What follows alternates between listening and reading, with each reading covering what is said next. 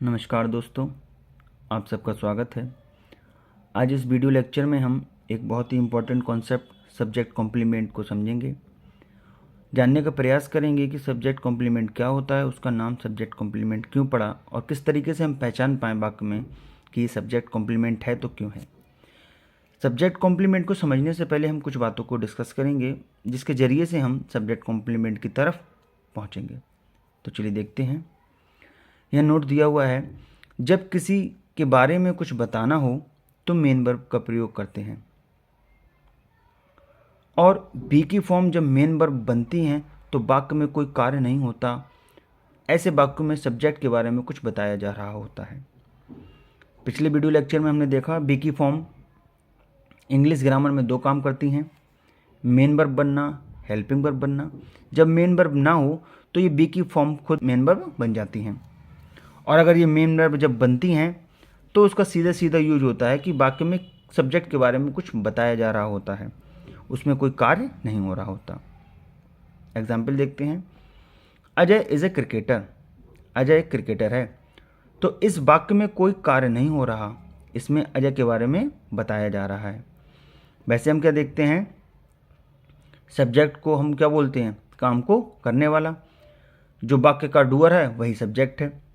इस वाक्य को पढ़िएगा, अजय इज़ ए क्रिकेटर, कोई काम हो रहा है तो इस हिसाब से तो इसमें सब्जेक्ट नहीं है, लेकिन इसमें अजय सब्जेक्ट है। क्यों? जब भी बी की फॉर्म इज़ एम आर बाज पर बीन मेन वर्ब का काम करेंगी तो ऐसी कंडीशन में वाक्य में सब्जेक्ट के बारे में कुछ बताया जा रहा होता है। तो हम सब्जेक्ट इस तरीके से भी पता कर सकते हैं कि वाक्य में जिसके बारे में बात हो रही होती है वही सब्जेक्ट होता है। ठीक है, जैसा बिल्कुल इसमें कोई काम तो नहीं हो रहा, लेकिन सब्जेक्ट अजय है। क्यों? इस वाक्य में अजय के बारे में बात हो रही है। आगे देखिएगा, इस तरीके के वाक्यों में सब्जेक्ट को पहचानना, तो हम कैसे पहचानेंगे इस तरीके के वाक्यों में सब्जेक्ट को, कि वाक्य में किसके बारे में बात हो रही है। जिसके बारे में बात हो रही है वही हो जाता है सब्जेक्ट। अब देखिए, क्रिकेटर यहाँ पे ऑब्जेक्ट नहीं है क्योंकि इस वाक्य में कोई कार्य हो ही नहीं रहा। जब कोई कार्य नहीं हो रहा तो उसका प्रभाव किसी पर नहीं पड़ रहा। इसका मतलब क्रिकेटर यहाँ सब्जेक्ट कॉम्प्लीमेंट है क्योंकि ये सब्जेक्ट को पूरा कर रहा है। अब इसको हम उदाहरण के माध्यम से समझते हैं कि सब्जेक्ट कॉम्प्लीमेंट क्या होता है। इस वाक्य को देखिएगा, अजय इज़ ए क्रिकेटर। अब यहाँ पे क्रिकेटर जो शब्द है ये क्या ऑब्जेक्ट है? देखिएगा, जब यहाँ पे कोई काम ही नहीं हो रहा, ठीक है, जब कोई काम नहीं हो रहा, किसी के बारे में बताया जा रहा है, तो जब कोई काम नहीं हो रहा तो उसका एक्शन किसी पर डिलीवर नहीं हो रहा, तो इसका मतलब इसमें ऑब्जेक्ट हो ही नहीं सकता। इसलिए हमेशा जब बी की फॉर्म इज़ एम आर बाज बर मेन वर्ब का काम करते हैं तो उनके बाद सब्जेक्ट कॉम्प्लीमेंट आते हैं। क्यों आते हैं? क्योंकि सब्जेक्ट कॉम्प्लीमेंट का मतलब क्या है? सब्जेक्ट कर्ता को कॉम्प्लीमेंट, पूरा करने वाला। सब्जेक्ट कॉम्प्लीमेंट मतलब सब्जेक्ट को पूरा करने वाला।